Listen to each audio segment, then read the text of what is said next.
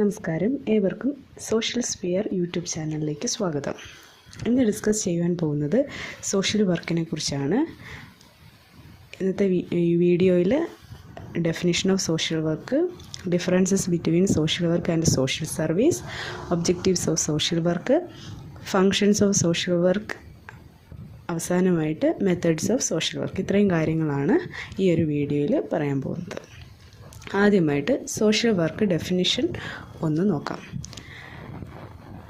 1951 ഫ്രെഡ്ലാൻഡർ social വർക്കിനെ define ചെയ്തിരിക്കുന്നത് ഇപ്രകാരമാണ്: social work is a professional service based on scientific knowledge and skills in human relations which assist individuals alone or in group to obtain social and personal satisfaction and independence.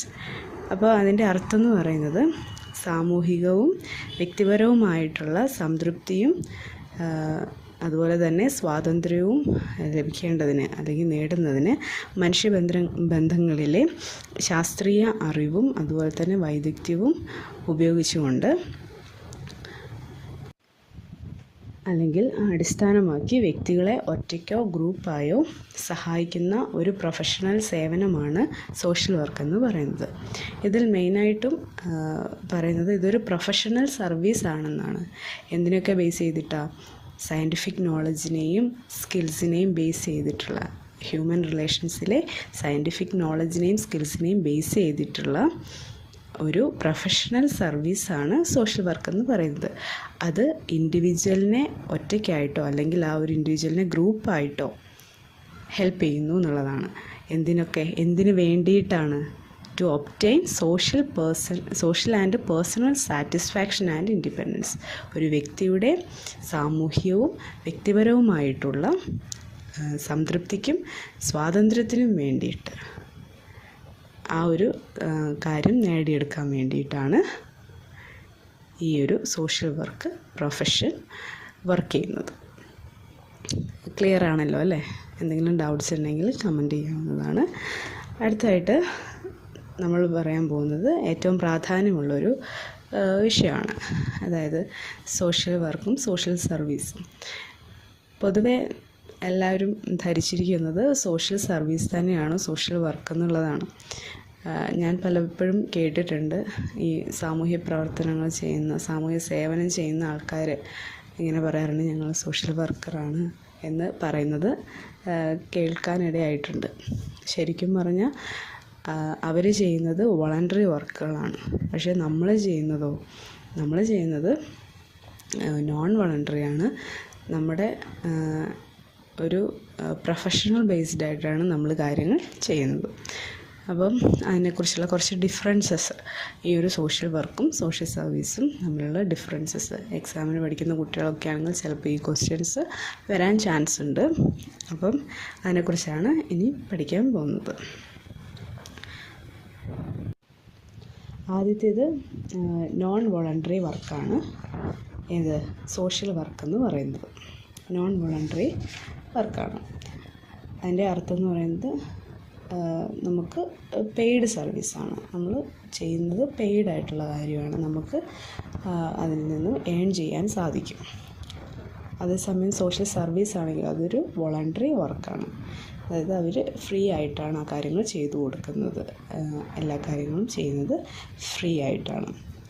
രണ്ടാമത്തെ difference എന്ന് പറയുന്നത് social work trained പ്രാക്ടീഷണേഴ്സാണ് ചെയ്യുന്നത്. അതായത് BSW അല്ലെങ്കിൽ MSW, PhD ഒക്കെ നേടിയിട്ടുള്ള trained ആയിട്ടുള്ള ആൾക്കാരാണ് ഈ ഒരു കാര്യം ചെയ്യുന്നത്. സോഷ്യൽ വർക്കർ എന്ന് പറയുന്നത് ട്രെയിൻഡ് പ്രാക്ടീഷണേഴ്സാണ്. ഒന്നുകിൽ BSW എടുത്തിരിക്കണം, അല്ലെങ്കിൽ MSW എടുത്തിരിക്കണം, അല്ലെങ്കിൽ PhD ഹോൾഡേഴ്സ്. അതിലൊരു ഡിഫറെൻറ്റ് ഇതുണ്ട്. മെഡിക്കൽ ആൻഡ് സൈക്യാട്രി ഉണ്ട്, കമ്മ്യൂണിറ്റി ഉണ്ട്, ഫാമിലി ഉണ്ട്, അങ്ങനെ പല സ്ട്രീംസും അതിനകത്ത് വരുന്നുണ്ട്. അതേസമയം സോഷ്യൽ സർവീസ് എന്ന് പറയുന്നത് നോൺ പ്രൊഫഷണലാണ്. കാരണം അതിന് പർട്ടിക്കുലർ ഡിഗ്രിയോ കാര്യങ്ങളോ ഒന്നുമില്ല. അപ്പം അങ്ങനെയുള്ളവർക്കും അത് ചെയ്യും. അത് സോഷ്യൽ സർവീസാണ്. അതേസമയം സോഷ്യൽ വർക്കിൻ്റെ മൂന്നാമത്തെ കാര്യം എന്ന് പറയുന്നത് തെറാപ്യൂട്ടിക് ഇൻ്റർവെൻഷൻസ് ആണ് ഇതിനകത്ത് കൊടുക്കുന്നത്. അതായത് കേസ് വർക്കുണ്ട്, ഗ്രൂപ്പ് വർക്കുണ്ട്, കൗൺസിലിംഗ് ഒക്കെ അതിനകത്ത് വരും. അങ്ങനെയുള്ള കാര്യങ്ങളൊക്കെ ചെയ്യുന്നുണ്ട്. തെറാപ്യൂട്ടിക് ഇൻ്റർവെൻഷൻസ് പ്രൊവൈഡ് ചെയ്യുന്നുണ്ട്. അതേസമയം സോഷ്യൽ സർവീസ് ആണെങ്കിൽ പ്രാക്ടിക്കൽ അസിസ്റ്റൻസ് മാത്രമേ പ്രൊവൈഡ് ചെയ്യുന്നുള്ളൂ. കാരണം അവർ ഫുഡ് പ്രൊവൈഡ് ചെയ്യുന്നു, ഷെൽട്ടർ പ്രൊവൈഡ് ചെയ്യുന്നു, അങ്ങനെയുള്ള കാര്യങ്ങളാണ് അവർ പ്രൊവൈഡ് ചെയ്യുന്നത്. അവർക്ക് കൗൺസിലിങ്ങോ മറ്റ് തെറാപ്പീസോ കാര്യങ്ങളോ ഒന്നും ചെയ്തു കൊടുക്കാൻ പറ്റത്തില്ല. ഈ സോഷ്യൽ വർക്ക് മെയിനായിട്ടും മാക്രോ ആൻഡ് മൈക്രോ ഫോക്കസാണ്. കാരണം മാക്രോ എന്ന് പറയുമ്പം ഇൻഡിവിജ്വൽ തൊട്ട് ഗ്രൂപ്പ്, ഫാമിലി, ഗ്രൂപ്പ്, അങ്ങനെ കമ്മ്യൂണിറ്റി ലെവൽ വരെ ഈ ഒരു സോഷ്യൽ വർക്ക് ഫോക്കസ് ചെയ്യുന്നുണ്ട്. അതേസമയം സോഷ്യൽ സർവീസ് ആണെങ്കിലോ കമ്മ്യൂണിറ്റി മാത്രമാണ് അവരുടെ ഫോക്കസ്. ഓക്കെ, ഈ പ്രോജക്ട്സും പ്രോഗ്രാംസും ഒക്കെ ഒരു കമ്മ്യൂണിറ്റിക്ക് വേണ്ടിയിട്ടാണ് ഇവർ ചെയ്യുന്നത്. അതായത് ഈ NGOs ഒക്കെ അല്ലെ, നോൺ ഗവൺമെൻറ്റൽ ഓർഗനൈസേഷൻസ് ലൈക്ക് വൃദ്ധസദനങ്ങൾ അല്ലെങ്കിൽ എൽഡേഴ്സ് ഹോം, ഡെസ്റ്റിറ്റ്യൂട്ട് ഹോം, അതൊക്കെ ഒരു പർട്ടിക്കുലർ ഗ്രൂപ്പിനെ ബേസ് ചെയ്തിട്ടാണ് ചെയ്യുന്നത് അല്ലേ, ഒരു കമ്മ്യൂണിറ്റിയെ ഫോക്കസ് ചെയ്യുന്നത്. അതേസമയം സോഷ്യൽ വർക്ക് ഇൻഡിവിജ്വലായിട്ട് ചെയ്യുന്നുണ്ട്. കേസ് വർക്കൊക്കെ ഇൻഡിവിജ്വൽസാണ്. അതുപോലെ തന്നെ ഫാമിലിയിൽ ചെയ്യുന്നുണ്ട്, ഗ്രൂപ്പിൽ ചെയ്യുന്നുണ്ട്, അതുപോലെ തന്നെ കമ്മ്യൂണിറ്റിയിലും സോഷ്യൽ വർക്ക് ചെയ്യുന്നുണ്ട്. ഓക്കെ, അപ്പോൾ ഇത്രയാണ് സോഷ്യൽ വർക്കിൻ്റെയും സോഷ്യൽ സർവീസിൻ്റെയും ഡിഫറൻസ് വരുന്നത്. അടുത്തായിട്ട് നമ്മൾ ഡിസ്കസ് ചെയ്യാൻ പോകുന്നത് സോഷ്യൽ വർക്കിൻ്റെ ഒബ്ജക്റ്റീവ്സിനെ കുറിച്ചാണ്. 2 പേരാണ് മെയിനായിട്ടും ഈ ഒരു കാര്യത്തെക്കുറിച്ച്, ഒബ്ജക്റ്റീവ്സിനെ കുറിച്ച് പറയുന്നത്. ഒന്ന് ഫ്രെഡ് ലാൻഡറും മറ്റേത് ഗോർഡൺ ബ്രൗണുമാണ്. ആദ്യമായിട്ട് നമ്മൾ ഫ്രെഡ് ലാൻഡർ എന്താണ്, ഏതൊക്കെ ഒബ്ജക്റ്റീവ്സാണ്, 3 ഒബ്ജക്റ്റീവ്സാണ് പറഞ്ഞിട്ടുള്ളത്. ഒന്നാമത്തേത് ഒരു ഇൻഡിവിജ്വലിൻ്റെ പെയിൻഫുൾ സിറ്റുവേഷൻ ചേഞ്ച് ചെയ്യാൻ വേണ്ടിയിട്ടാണ് സോഷ്യൽ വർക്ക് എന്നുള്ളതും. രണ്ടാമത്തേത് ഒരു ഇൻഡിവിജ്വലിൻ്റെ ഇടയിലും ചുറ്റിലുമായിട്ട് അതിന് ഒരു കൺസ്ട്രക്റ്റീവ് ഫോഴ്സസ് ഡെവലപ്പ് ചെയ്യുക. കൺസ്ട്രക്റ്റീവ് ഫോഴ്സ് എന്ന് പറഞ്ഞു കഴിഞ്ഞാൽ പുതിയതായിട്ടൊന്ന് ക്രിയേറ്റ് ചെയ്യുന്ന ആ ഒരു ഫോഴ്സിനെയാണ് കൺസ്ട്രക്റ്റീവ് ഫോഴ്സ് എന്ന് പറയുന്നത്. ഇത് ക്രിട്ടിക്കൽ തിങ്കിങ് വർദ്ധിപ്പിക്കുക, ക്രിയേറ്റീവ് തിങ്കിങ് കൂട്ടുക, അങ്ങനൊരു ഇൻഡിവിജ്വലിൻ്റെ ഇടയിലും ചുറ്റിലുമുള്ള ആ ഒരു കൺസ്ട്രക്റ്റീവ് ഫോഴ്സിനെ ഡെവലപ്പ് ചെയ്യുക എന്നുള്ളതാണ് രണ്ടാമത്തെ ഒബ്ജക്റ്റീവ്. മൂന്നാമത്തെ objective enhance the democratic and humanistic behaviour of the individual. അതായത് ഒരു ഇൻഡിവിജ്വലിൻ്റെ ഹ്യൂമനിസ്റ്റിക് ബിഹേവിയറും ഡെമോക്രാറ്റിക് ബിഹേവിയറിനെയും എന്ത് ചെയ്യുക, എൻഹാൻസ് ചെയ്ത് കൊണ്ടുവരിക. ഇതാണ് ഫ്രെഡ് ലാൻഡറിൻ്റെ 3 ഒബ്ജക്റ്റീവ്സ് എന്ന് പറയുന്നത്. ഇനി അടുത്ത് നമ്മൾ പോകുന്നത് ഗോർഡൺ ബ്രൗൺ പറഞ്ഞിട്ടുള്ള ഒരു 4 ഒബ്ജക്റ്റീവ്സ് കൂടെ ഉണ്ട്. ഏതൊക്കെയാണ് എന്ന് നമുക്ക് നോക്കാം. ഒന്നാമത്തേത് ഒരു വ്യക്തിക്ക് ഫിസിക്കലും മെറ്റീരിയൽ സപ്പോർട്ടും പ്രൊവൈഡ് ചെയ്യുക. രണ്ടാമത്തേത് അവർ സോഷ്യൽ അഡ്ജസ്റ്റ്മെൻറ്റിൽ അവരെ ഹെൽപ്പ് ചെയ്യുക. മൂന്നാമത്തേത് സൈക്കോളജിക്കൽ പ്രോബ്ലംസ് സോൾവ് ചെയ്യുന്നതിന് ഹെൽപ്പ് ചെയ്യുക.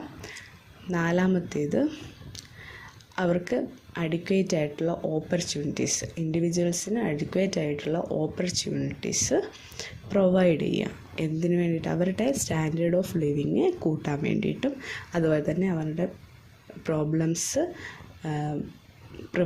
പ്രോബ്ലംസിൽ നിന്നൊക്കെ അത് പ്രിവെൻറ്റ് ചെയ്യാൻ വേണ്ടിയിട്ടും ഹെൽപ്പ് ചെയ്യുമെന്നാണ് ഗോർഡൺ ബ്രൗൺ പറയുന്നത്.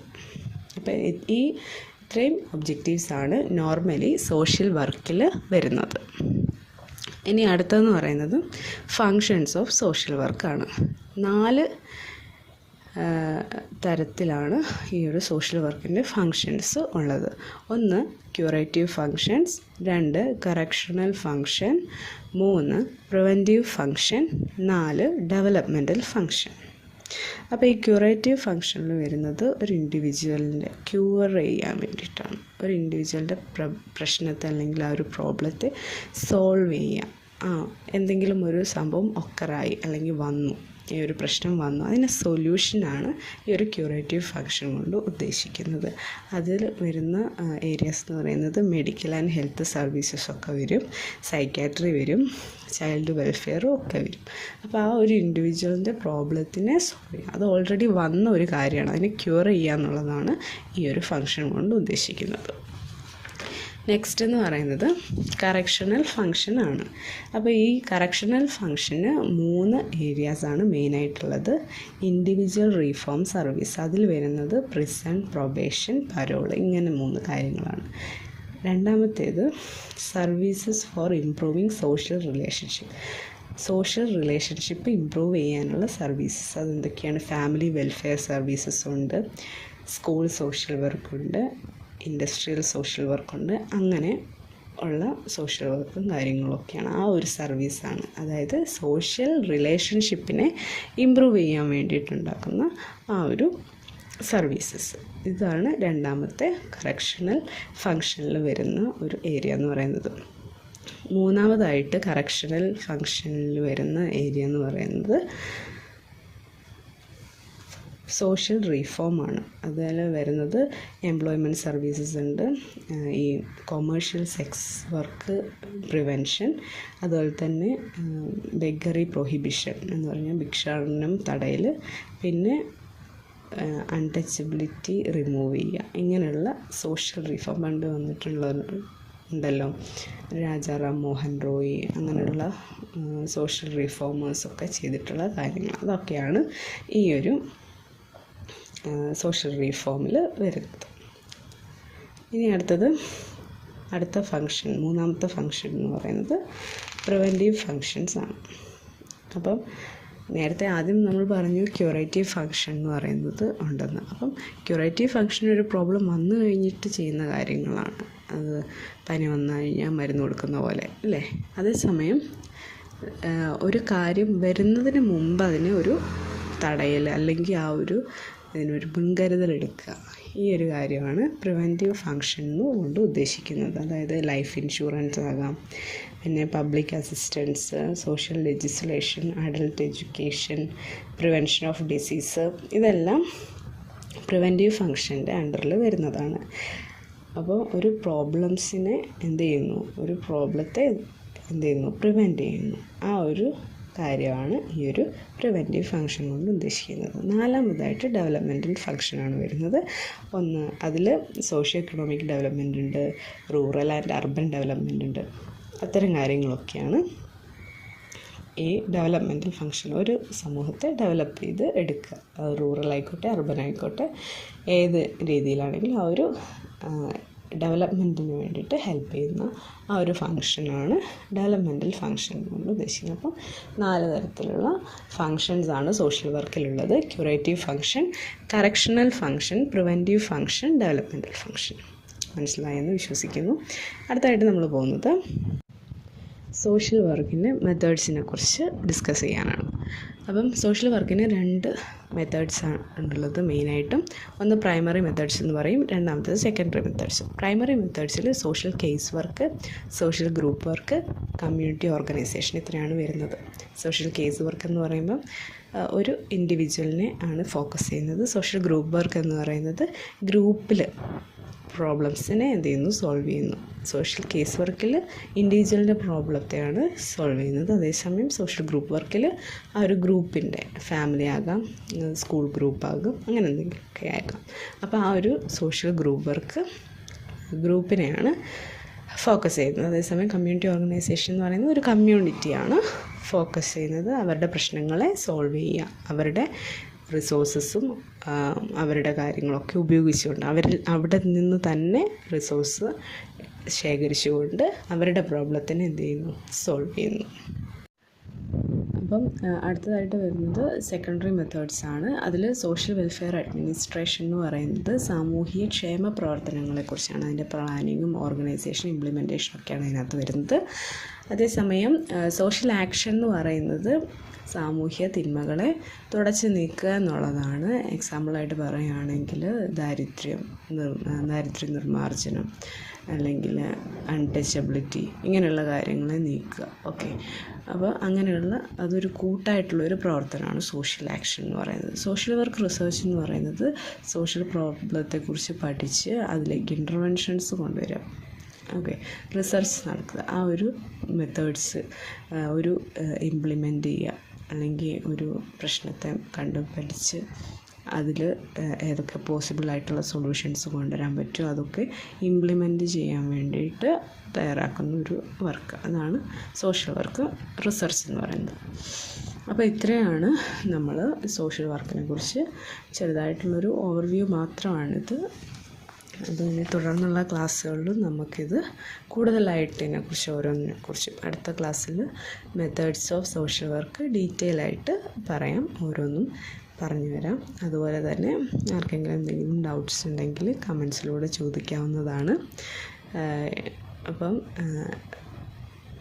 എൻ്റെ വീഡിയോസ് ഇഷ്ടമാവുകയാണെങ്കിൽ ലൈക്ക് ചെയ്യുക, നിങ്ങളുടെ ഫ്രണ്ട്സിനും ഒക്കെ ഉപകാരപ്രദമാകുമെങ്കിൽ ഷെയർ ചെയ്യുക. അതുപോലെ തന്നെ ഇനിയും കൂടുതൽ വീഡിയോസ് ലഭിക്കാൻ വേണ്ടിയിട്ട് സബ്സ്ക്രൈബ് ചെയ്യുക. എന്തെങ്കിലും ഡൗട്ട്സോ കാര്യങ്ങളോ ഉണ്ടെങ്കിൽ കമൻറ്റ് ചെയ്യുക, അതിനൊക്കെ റിപ്ലൈ തരാവുന്നതാണ്. ഓക്കെ, അപ്പം ഇനി നെക്സ്റ്റ് വീഡിയോ കാണുന്നവരെ ബൈ ബൈ.